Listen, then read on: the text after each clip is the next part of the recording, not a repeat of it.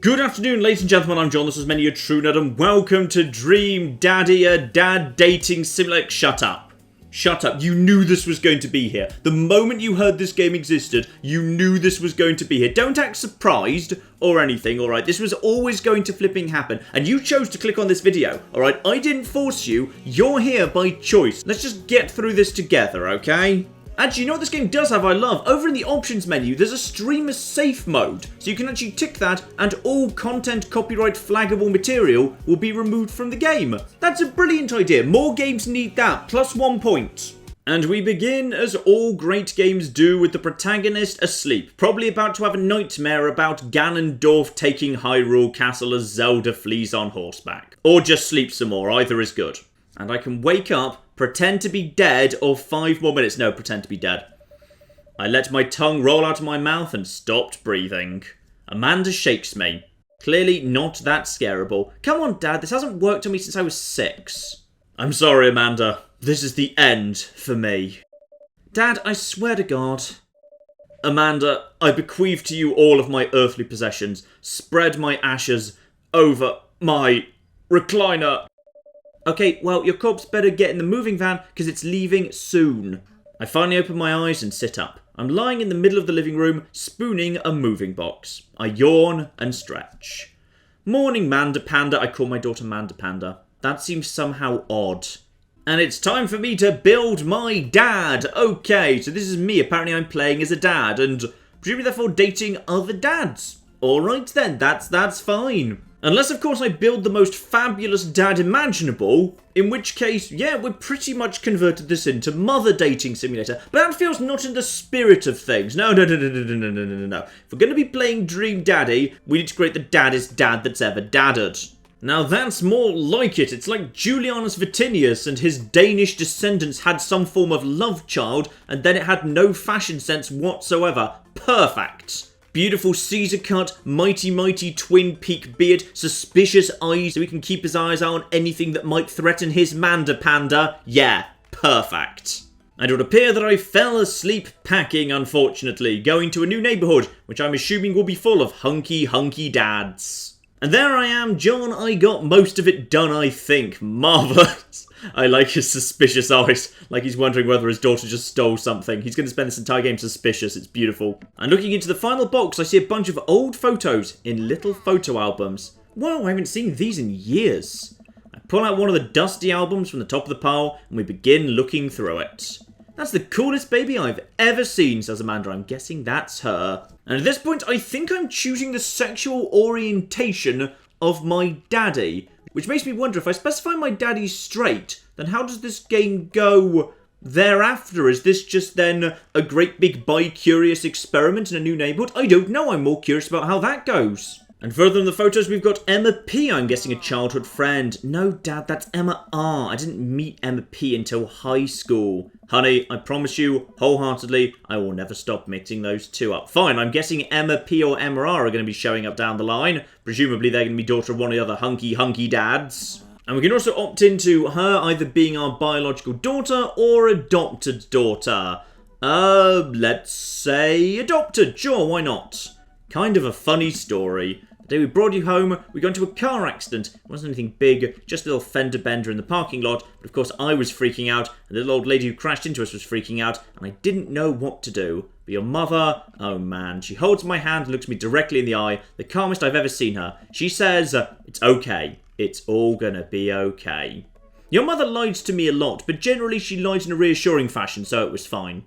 Amanda and I pile into the car and take one last look at the old house. So many memories here. Hard to believe your mother and I bought this place almost 20 years ago. Hey, remember when I shattered the front window playing catch? You always had very strong arms. Okay, good. Personality trait there. Remember that. Also remember that apparently she committed some form of terrible crime on Krypton at some point, meaning she had to be banished to the Phantom Zone, and now we can only communicate through this little floating bit of glass. That's a good bit of character info to remember as well.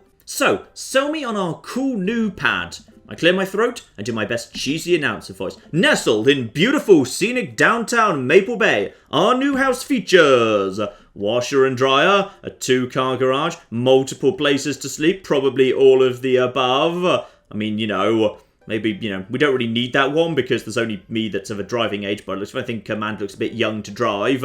Washer and dryer, kind of would have thought you'd expect that. And multiple places to sleep. Yeah, that's good. Otherwise, I'm sharing a bed with my teenage daughter, and that's just bloody weird.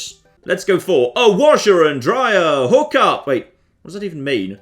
The washer and dryer gonna hook up. Ooh, this dating simulator goes even further than I expected. We pull up to the new house and step outside. The lawn is freshly mown and the for sale sign is still in the yard.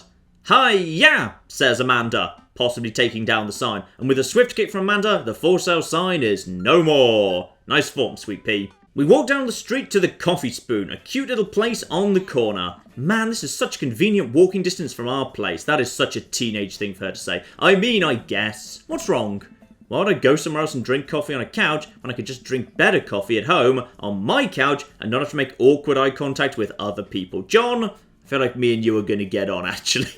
I like how he's got his suspicious eyes out. I hate other people so damn much. The inside of the coffee shop is incredibly warm and inviting. Vinyl records line the walls and patrons lounge around on well-worn-in couches. Some cool tunes spinning a record player. Wait, we've accidentally walked into a hipster cafe. Run! Welcome to the Coffee Spoon, guys, says Matt. How's it going? I hate you. I hate you so much already. Okay, so daddy number one, we've already confirmed we're definitely not dating that guy. That's definitely confirmed. Not the hipster guy who owns the hipster coffee shop. Oh, blimey, it's even got a little performance art, poetry, something area stage at the back. No, no, no, no, no. Just give me a black coffee and let's get the hell out of here. A classic, yells Matt, hearts fluttering out of his arse. Oh, never mind, I accidentally just made a hipster pun. Godspeed You Black Emperor is a really amazing and influential progressive rock band known for their sweeping soundscapes, and that may or may not be true. I genuinely have no idea. Amanda, we need to get out of here right now. This might be contagious. Oh, but as I desperately try to get away, there's a grizzled man in the corner. Who's that over there? I hastily look away, hoping he didn't catch me staring. Who is that handsome stranger? We finish up our drinks and head out. Thanks for stopping in. Shut up, Matt. We don't like you. Right, Matt? 2 out of 10, almost certainly not dating. Meanwhile, let's just get some fresh air. Maybe we'll meet a nice dad in the dog walking park. If he's got a dog, that's an immediate 4 out of 10, regardless of how terrible his personality is. We walk for a while and eventually end up at a small park. Toddlers chase each other through the playground, and dogs of all shapes and sizes romp through the grass. See this? This is a good starting point right here. Heads up! Ow! I yell, and I've just been hit by a frisbee or something. Right. I was hoping for a dog, instead I've got someone who plays ultimate frisbee. Yeah, there we are, I've been hit in the face with a frisbee. You better have been throwing that for a dog, because if so, everything is instantly forgiven, forever. Woof! Yes! There's a dog. Okay, find the daddy with it. It's a corgi. Okay, the problem is, a corgi as a dog is not like... I need a dog to be a big dog. If that had been a golden retriever, I'd have been straight in there. But as it's a corgi, that's like, you know, a corgi is... all dogs are good dogs, but in the list of good dogs, corgis are, well, not at the bottom, because they're, you know, they're better than Westies and better than Yorkies and whatever, but still. And here comes the owner, you definitely could have caught that. A guy in a Hawaiian shirt jogs over to us and takes the frisbee from me. Oh, he's got a similar build to me. I think that's pretty much the build I used for my dad. And he does have a beard. He's got a beard and a dog. Okay, fine. 6 out of 10, the bare minimum here, that we may add or take away points based on his conversation now. So this is Brian and his dog is Maxwell. Lovely. It's great to see another father and daughter out here on such a sunny day. Ah, you've got a daughter too, do you?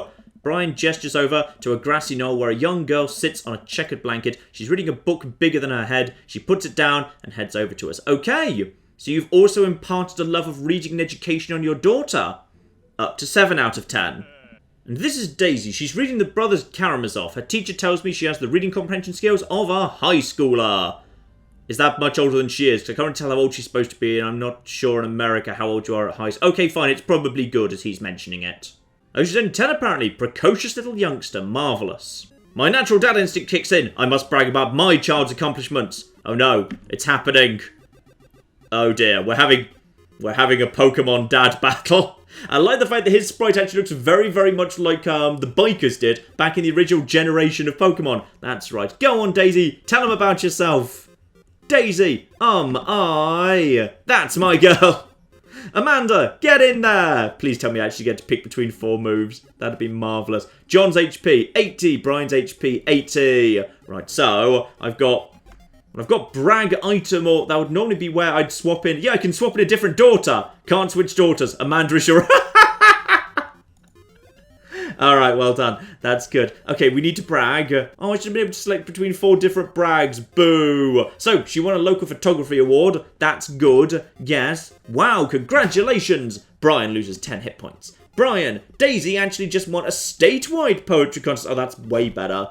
That's way, way better. Okay, Brian is winning right now. What items do I have available? A grade card, child art, band-aid, and spelling bee photo. Okay, I think my child's pretty smart, hopefully. Let's go for the grade card here. You pull out a wrinkled copy of Amanda's last grade card from your back pocket. Amanda, Dad. Awesome grades! Brian loses 24... Oh, yeah, don't bother actually using attacks. Just use flipping items. Beautiful. You really carry that around with you everywhere? Ouch. Maybe it is kind of weird. You lose 5 hit points. Okay, I'm still... That's still good. Because that means I'm still, like, up 20 hit points for this turn. So that's okay. She just started a weekly chess club at her elementary school computer lab. She's the president, too. Of course, she just started. That doesn't count for anything. That's cheating. Okay, I'm winning. Everything's fine. Right, get back in the items. The items is clearly the way to go. Let's go for spelling bee. That's a thing in America that's taken weirdly seriously for the fact it's just a celebration of people who can spell words, which you kind of would have thought would just be like, you know, one of the key bits of education rather than something that's celebrated, but whatever. Fumbling through your phone's browser, you managed to pull up a photo of Amanda winning her 10th grade spelling bee. Okay, wow. Congratulations. Daisy's getting prepped for her annual spelling bee right now. Yeah, but I won, probably, so that's fine. Oh, yeah. Hopefully this will be a 3rd win in a row. Uh-oh. That's not good. Okay, I've lost 5 hit points. And Daisy sold enough candy bars this year to get the top prize. A canoe! Who gives a canoe away for selling candy? America is weird. Oh no, I've just lost 20 hit points. This has backfired horribly. Uh-oh. Right, okay. I can't swap out my daughter. I'm going to try bragging one more time. Unprompted, Amanda helped an old woman with her grocery bags. That's a really terrible prompt. Oh, apparently that was extra powerful. Oh, I should have just done that. Damn it. Said her first word at 10 months. Daddy. Amanda's was potty. Still cute. Maybe this isn't the time to bring it up. I lose 10 hit points. Okay. I can still pull this back, but I'm going to need just one super effective hit right now, and it can't backfire. I've got a band-aid and child art. Okay, Amanda, you better be good at art, otherwise I'm just dumping you for a different child, alright? You're going straight back to the orphanage where I picked you up. You unfurl your wallet to reveal a copy of a drawing of a cornucopia Amanda did in the 1st grade. Brian says cute, which isn't very impressive, but Amanda genuinely appreciates you holding on to it. He loses 10 hit points. I regain 20! Oh, we're way ahead. We're way ahead, unless, of course, he's about to utterly destroy me. Has all of her adult teeth, never had a cavity. All that is impressive. Okay, what I need to do here? It's extra powerful. I lose... Oh, I've just lost my 20 hit points. Okay, now we're even. And I've got nothing in my item bag, because that's... Oh, no. No, I need to back out. I need to back out. I can't back out! Oh, no, there's no way to back out of this menu. Oh, no. No, no, no, no. I don't want to show off a band-aid. That's completely pointless. I'm about to throw the door to Pokemon battle because of a bad UI. Oh, with a flourish, you produce a band-aid from your pocket, take a knee, and start to apply it to Amanda's arm. What? Why am I doing that? That's just weird. I'm just being a protective parent. A weirdly protective parent. Everyone would agree it is an unusual gesture. You lose 10 hit points. Oh dear. Her math is amazing. Oh no, that's an actual skill. You lose 10 hit points. Oh, I think that's it. I think I'm done.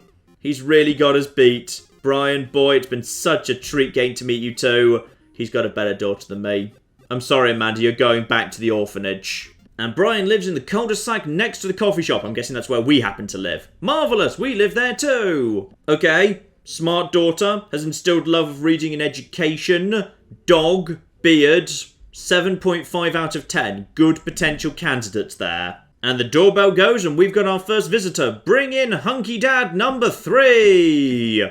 Hello! A handsome, clean-cut man stands at my door. Too handsome and clean-cut.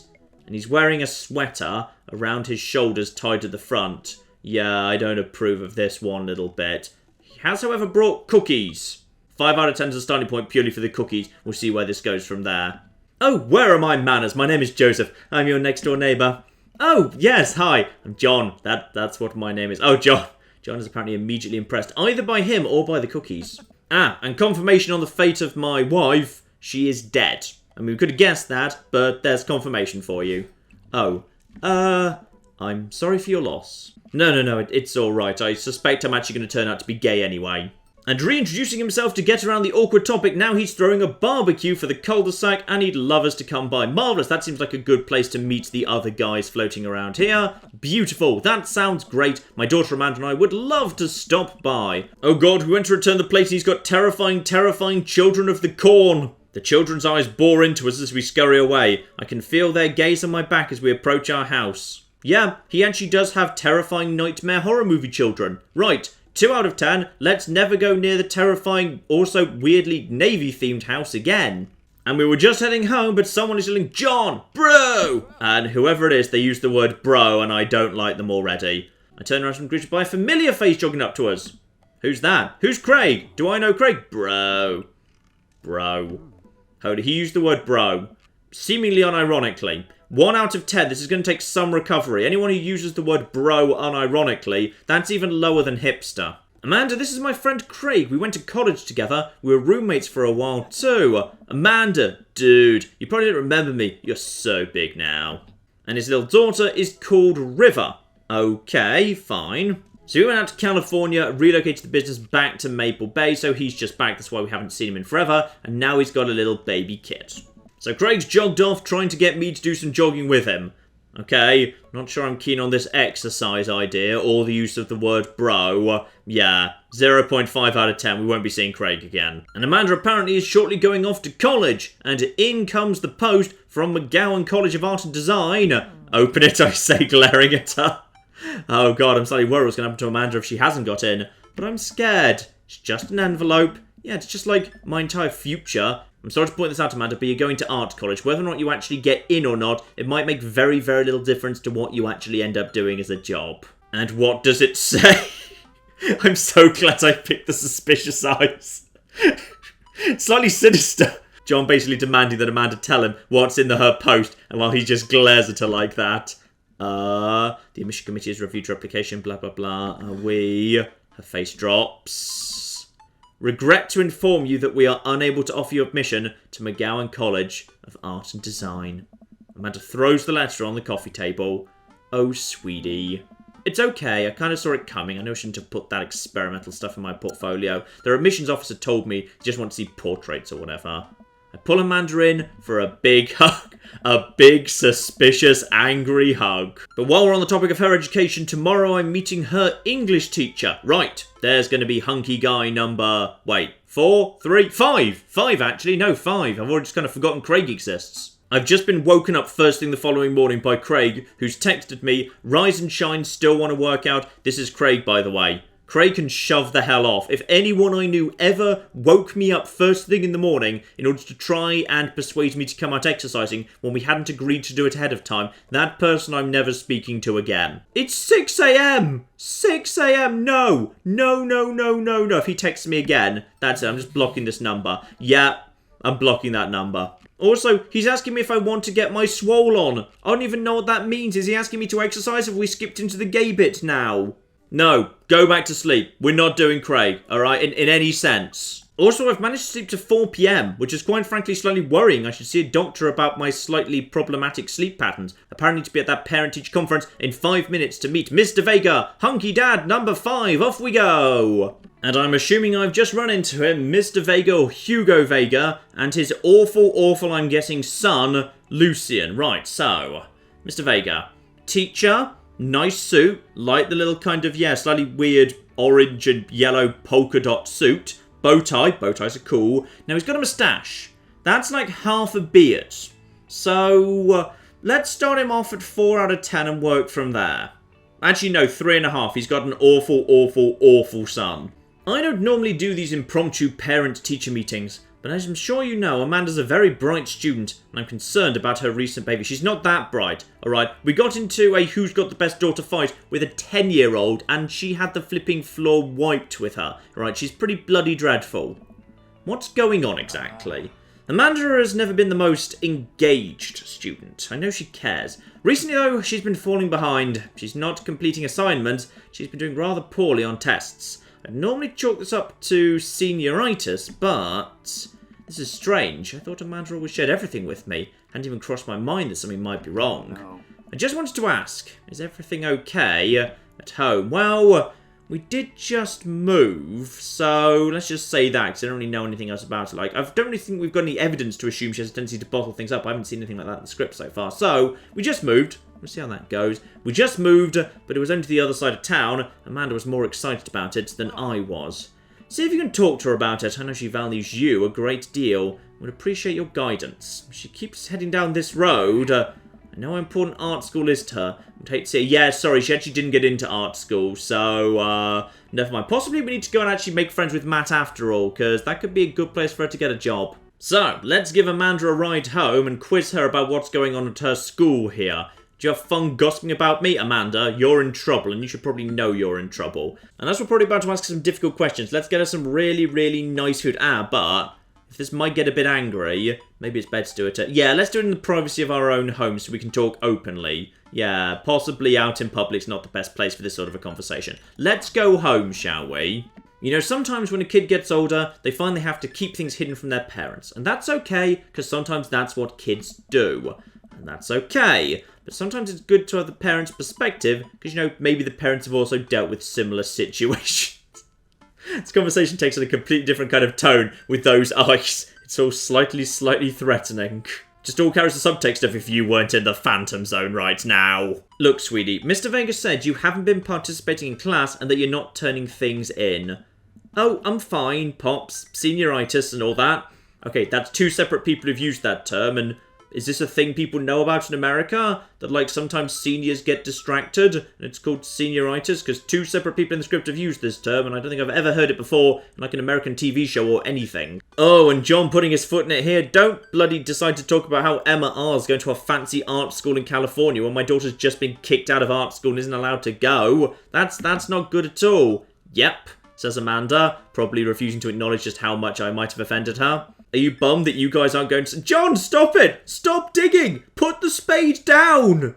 And I think it's the weekend and today is the day of the barbecue, so we can meet up with the terrifying children of the Corn Man again, together with, hopefully, the person number 6. I'm not sure there are 6, but generally there's about 6 people. I'm just assuming there's going to be a 6th person, okay? Don't you want to meet some of the people in the neighbourhood? Yeah, precisely one more, then we start making decisions. Hey, there's Joseph, says the script, but with that face, I'm like, hey. There's Joseph. I'm so glad I went for those eyes. Right, we don't care about Joseph. Him and his terrifying children can go away and live in a hole. You know what? Amanda's face says it all. Those children are truly terrifying, and there's something wrong with this man and his family. I mean, who colour synchronizes all of their children to themselves? Ah, that's the problem. His wife's evil. Got it. That's why he's got evil, terrifying murder children, because his wife's blatantly evil. And then the 6th dad arrived, and it was a vampire. Okay, you start off on a 7 out of 10, alright? Good eve, friends. Damien, this is our new neighbour John. Ah, so lovely to meet you. Damien shakes my hand, and then bows. If you're ever interested, it would bring me great pleasure to host you for a spot of afternoon tea. There's not actually an evil laugh in the script. I kind of just assume he evil laughs a lot. Right, well, he is standing outside in the sun, so if he is a vampire, we've been misinformed. Splendid. Well, I must be off. Perhaps our paths shall cross again. And then he flew away. This is Robert. He just... Whoa. What's this, a 7th person? Oh, it's the guy. It's the guy from Matt's tea shop. Right, well, not tea shop, coffee shop. If it's a tea shop, I'd like Matt an awful lot better. And the man nursing a glass of whiskey eyes me up and down. Ooh, he might be a little bit too rough and cool for me, to be honest. If you ever need to get recommendations on where to get a drink in this town, Rob's an alcoholic. I told you not to call me Rob, or an alcoholic. Time to make our choice. Robert and Brian. Yeah, you know what? I think we're going Brian. He's got the beard. He's got the dog. He's got a significantly more impressive daughter than mine. Maybe don't actually bring that up to Amanda. But if Amanda keeps letting me down, then basically we'll just show favouritism to his daughter. Actually, that's fine. Amanda's not mine anyway, so if need be, we can just send her back to the orphanage and me and Brian can raise his daughter together. Because he's got a better one. Everybody wins apart from Amanda, but if she wanted to win, she should have tried harder in school. Stay in school, kids. Hey guys, John! How the heck are you? Settling into the neighbourhood all right? Oh, you betcha. Got the living room in order at least. That's great to hear. I've been doing some living room work as well. Finally got the 50-incher in there. The game looks great in high def. Oh boy. John, have you met Robert yet? Kind of. He's too cool for me, so we're not going to bother with him. Yeah, we've met in passing anyway. Robert regards me over his whiskey. Good seeing you again. We were just talking about my most recent camping trip. Oh, he goes camping. Okay, minus 0.5 points. I hate camping, but maybe you don't do that often. And on the plus side, you do start... Actually, it would be better if there was a dog. If there was a dog, that'd be fine. Spent a night out in the woods with Daisy and Maxwell. She's definitely an outdoorsy one. Even caught her first fish. Yes, we know your daughter's better than mine. Shut up. Robert takes a long sip of whiskey. Well, old Johnny Boy and me were out in the back country. Johnny Boy's a strong kid. Met him in the army days. Comes from Kansas. They build him tougher out there. Anyway, things go south pretty quick. Johnny Boy breaks his ankle when the rope bridge snaps. You can see the bone popping out through the skin. Johnny Boy's screaming now, crying for his mama, losing blood. We're 2 days out from the next living soul. Here I am with my dear friend bleeding out in front of me. I'm able to dress this wound, but now I've got to fireman, carry a 6 foot, 180 pound man over some of the toughest terrain I've ever been in. I won't lie to you, there were moments during those 2 days when I thought about leaving old Johnny Boy, but you build a bond with your brothers in arms, and that bond never breaks. I got that boy back to civilization, but I lost some of me out there. You know what, Robert, you're a bit too dramatic for me. Maybe you just go over there now, and me and Brian talk about dogs. I'm just kidding. My friend John and I went in a tubing down a river and he lost a flip-flop. Missed that kid. Okay, fine. You know what? That's a good joke well told. Well done, Robert. You get bonus points, but not enough to make up for your blatantly obvious rampant alcoholism. So his kid Daisy just keeps to herself. Teachers say she spends every recess in the library. I think the other kids are intimidated by her intelligence. I wouldn't worry about it too much. Amanda was shy at Daisy's age too. She used to have a habit of crawling under tables and crying every time we took her to a restaurant. She bit people too. Oh, blimey. Kids, right? Yeah, not your kid, apparently. Your kid seems to be basically perfect. Screw you, Brian. And since they're getting along so well, maybe we should try to put them together in a little play date. Is that a thing you would do between, like, wait, how old would Amanda be? Like, 16, 17? Is it weird to arrange a play date for, like, a 16-year-old and a 10-year-old? That strikes me as weird. Is that weird? Is this okay? They do seem to get along really well, but the thought of continually hearing about all of Brian's accomplishments is rough. Yeah, that'd be... nice, I say, glaring at him. Unfortunately, everyone's on Dad Book, a great social network for dads to keep in touch with each other. We're all on it, so if you need to reach out to anyone, that's the simplest way to do it. Okay, this just became a slightly weird, creepy cult and the baby knows it. Okay, let's get ourselves signed up to the Dad Book. So, on a Friday night, I am most likely to polish and sort my coin collection. Unlikely, I'd need a coin collection first. Netflix and grill, baby. I don't even know what that's a euphemism for anymore, because Netflix and chill is a euphemism for sex. Is Netflix and grill a euphemism for also sex? Barbecue sex? Having sex on a barbecue? Sex with a barbecue? Barbecue then sex? I don't know. Fall asleep watching the History Channel. Torment my children with dad puns. Yeah, probably the dad puns rather than any of the others, I suppose. One thing to take with me on a deserted island. My trusty girl, this game really wants to barbecue, doesn't it?